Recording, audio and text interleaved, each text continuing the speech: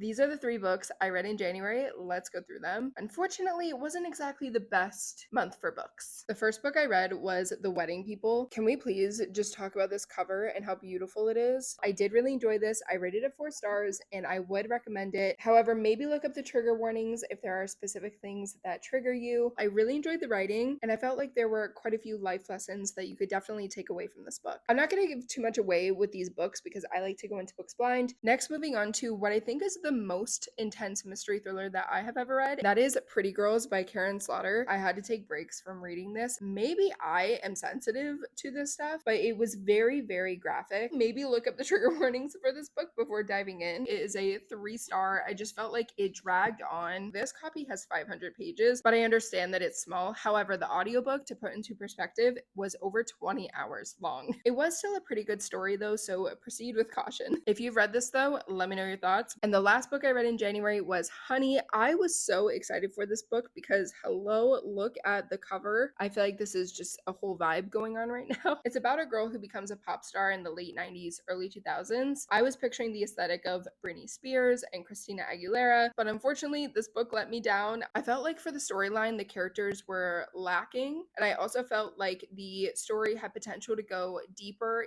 on some topics, but then didn't. Felt so unrealistic. It didn't hit for me. So unfortunately, a 3-star. There were parts of the writing that I did enjoy, so I will say that. I've been struggling to find 5-star reads lately, so if you have any recommendations for a good 5-star, let me know.